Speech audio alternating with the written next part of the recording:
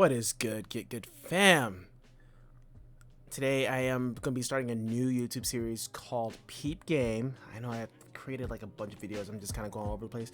Well, I thought this would be pretty cool to do. I just been having a hard time trying to figure out how I'm going to do this. So I've never been that good at doing voiceovers. If I do come off that I'm good at this, oh my god, because I have a hard time doing this. But guys, Peep Game. This is all the stuff that I've been doing on Twitch. If you guys ever want to catch me on Twitch and hang out with me and talk to me, I am there, and there's also a Discord server you can join so we can chat while I illustrate on stream and just talk about our days and just draw together. How's that sound? Sound nice?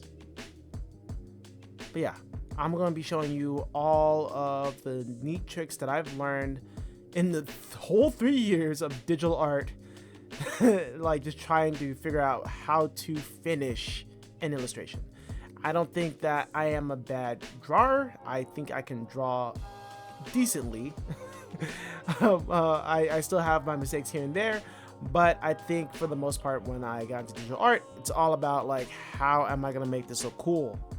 And I spent a long time researching and studying different techniques and learning the game. So sit down tight, grab yourself a notebook, and let's get into this. So you got yourself a very messy sketch and you just want to clean up that sketch. All fine and dandy. This is what I normally do all the time. I don't really it takes me like probably 8 redraws before I decide to make anything permanent. I'm just that person. I just use layers and layers and layers and layers and stuff. And it actually takes a long time, but for this I really just want to speed through this, and I just want to like try out a few things and let's see what it'll look like when it's not really finalized. I'm talking about like I'm not focusing too much on the line work. I'm just actually sketching over and just cleaning it up.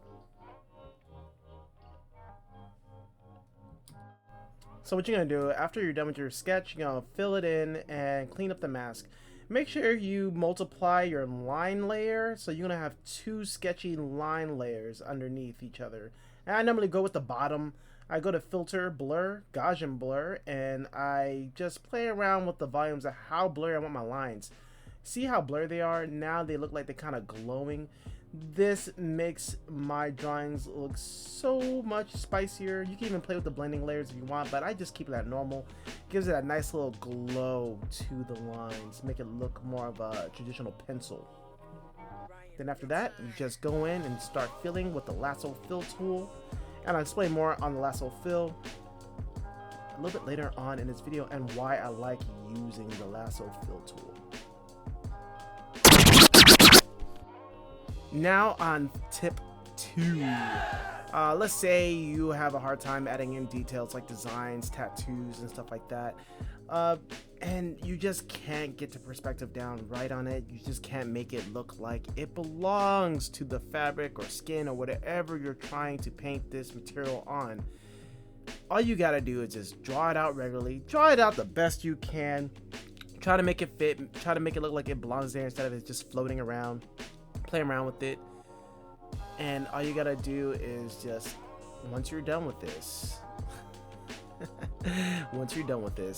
all you gotta do is use the lasso tool, hit Control T to transform, right click, hit that free transform, go to warp, and just squish it around to see and try to make it work. You can distort it, you can use perspective. I like to use perspective first and then warp it, just to make sure that it just fits in there nicely. And as you can see, as I play around with these little anchor points here, I think Photoshop has like the best features when it comes to warping, liquefying, stuff of that nature, just cheating your art. And you know, you can be a purist all you want, but hey, if you want to make this thing look cool and you lack the ability, there's nothing wrong with being a pro at using the application that's given to you. I use all the tools that's handed to me in creating art, and I think that you should too. Until you get good enough to the point where you can just draw it without using the tools, but these are here for you to help you. maybe you just can't see it a certain way until you actually transform it, move it around a bit, and then you can draw on top of it. The woods are oyster. I think you should add this to your, like, just your process on anything. Use these tools.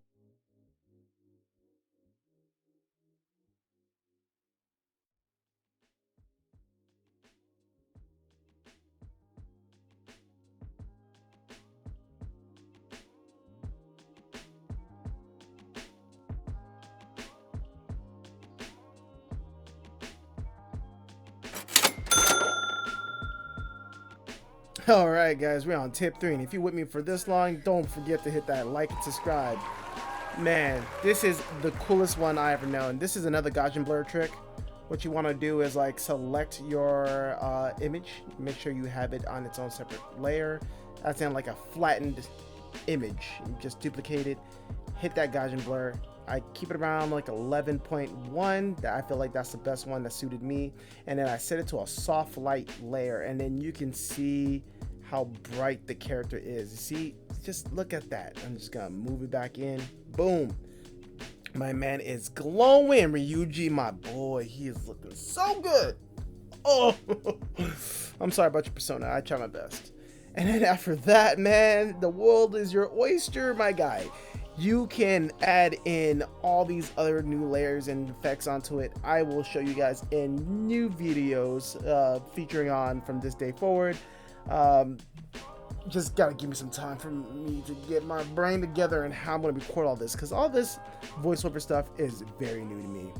But yeah, let me know down in the description below if any of these things are helping y'all when it comes to finishing your art in some way. Just like, oh, that's a cool tip, oh, I'm gonna try it out with my next one or something. Let me know. And if you guys are trying any of these methods yourself, please tag me on my Instagram at GetGoodMillhouse. Right now I am underneath construction, and I will be soon to be like posting again. Don't be afraid. Don't be scared. Don't think you know, I'm going through something. I'm doing totally fine. I will be posting very soon.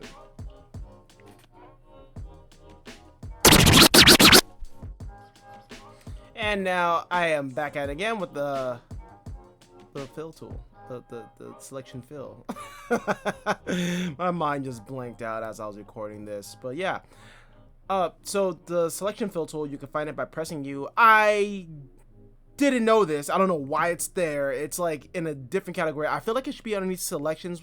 When you hit L for the lasso, it should be there. So I made mine from scratch and then found out later on, and I got super pissed. But this is one of the greatest tips I just ran into by using the lasso fill tool. It made me love using it so much. I never was a person like to use the lasso tool a lot. I'll probably use a lasso just for like quick selections, but never to contour shadows or anything like that. So imagine you have all your flats done, your colors are in there, and all you need to do is add in the shadow shapes. This is an amazing tool to use just to make cool and interesting shadow shapes. And basically, I'm working on my little portfolio piece here. I'm thinking about Spider-Man crossover with Street Fighter. So I'm drawing Peter Parker here, and I'm like adding in all the nice little razzle-dazzle shadowy shapes, and I'm trying to make them look interesting as possible. And with the lasso fill tool, dude, it makes this so much quicker and faster. Like, I cannot tell you like how long it takes me to fill in my selections using this method of making my shadows or doing my lights this way. But it takes me forever, like days, like, oh my god. I am so happy that I converted to Clip Studio Paint, since I can't afford Photoshop anymore because I'm a broke little boy. But you know, when a door closes, another one opens, and my god, this might as well just be like the gates to heaven right now, because I am having a blast on Clip Studio Paint. And bro, I can animate on Clip Studio Paint. I've been practicing animation lately, and it's so fun.